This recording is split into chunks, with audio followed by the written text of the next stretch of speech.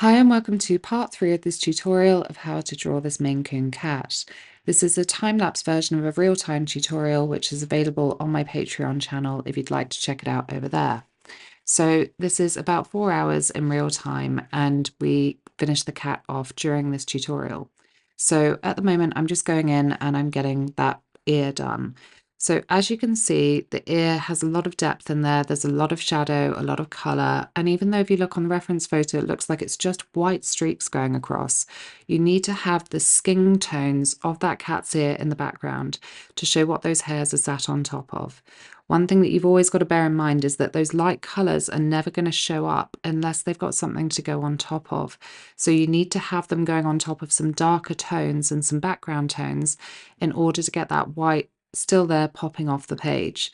Obviously, if you want something to be completely white, you need the white to go in underneath so that it then really stays vibrant and pops off the page.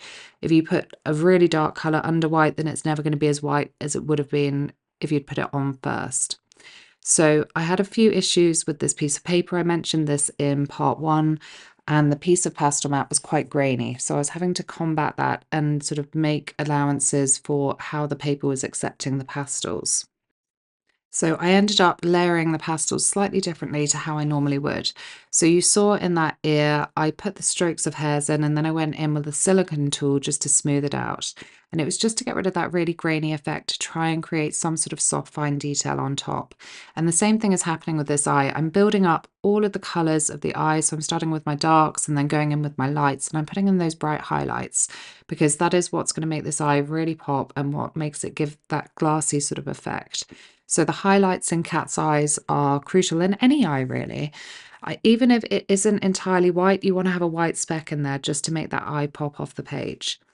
And then I'm going in again to start doing the base layers.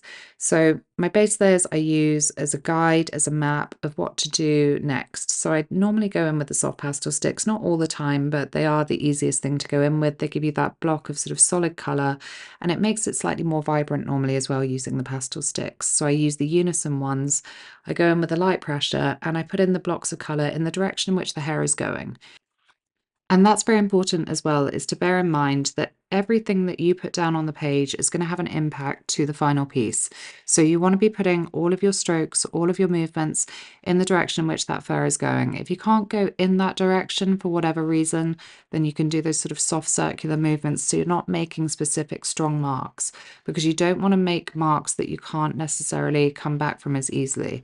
Pastels are very forgiving. You can pretty much do anything and you can go back to square one almost. You can get it off the page and start again, but it is time consuming. So you want to be putting in marks that help you progress with the drawing with ease rather than making your life difficult.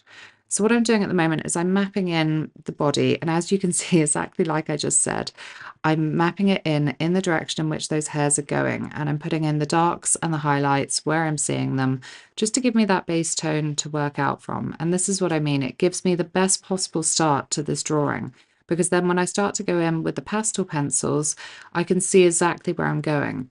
And you can see it's a lot darker than what you'd maybe assume because that cat is incredibly light. It's got incredibly light tones, but it's the same thing as the ear. You need to have those darker tones underneath to be able to work on top of, because if you don't have those darker tones underneath, then those lighter layers have got nothing to sit on top of and nothing to make them really come off the page to get that lovely three-dimensional effect. And as you can see, it's already just starting to go in with those lighter tones. They're really starting to pop off the page, and that cat's starting to come forward and out of the page at you because those light tones at the top are really starting to come alive. And that's when it gets really exciting doing the highlights with pastels as well. When you get to a point like this, where when you're putting the highlights in, it starts to really just scream off of the page. And then it just starts to look beautiful and you start to get really happy and it's a really satisfying feeling. So I'm doing the exact same thing on the other side. The hairs are slightly different over there. It's slightly less in focus. You haven't got so many sort of prominent individual hairs showing. So I'm blurring the colors in a little bit more, but I'm doing the exact same thing. I'm putting the hairs in the direction in which they're going. I'm going from the dark colors to the light colors, and then the highlights will come in at the end and make it really pop. Now, this tutorial in real time was slightly longer than my normal installments. I normally do about 3 hours. This one was about 4 hours. So I've made this time lapse a minute longer than I normally would, just to show you in a slightly more slowed down version what I'm doing. Because if I'd sped it up to 5 minutes, it would have been a bit fast on the screen. So it's just to show you what I'm doing, so you get an idea of the general method. And the general method here is just to gradually build up from the things that you're seeing at the back of the image to the things you're seeing at the front of the image. So a cat hair, the cat fur that is closest to the viewer is what you're going to be doing last. So you're working on all the bits that sit behind first, and then you're gradually working on the bits that come out from the front of the page. So all the bits that are going to be closest to the viewer, that are the bits that you would stroke first if you put your hand in, that's what is at the very top. That's your top layer, and that's at the forefront of the image. So I hope this has been helpful. I hope you've got something out of this. This is just the whiskers going in, so that's the final stage. And you always want to do those whiskers last, because then they are the final thing to sort of sit at the forefront of the image.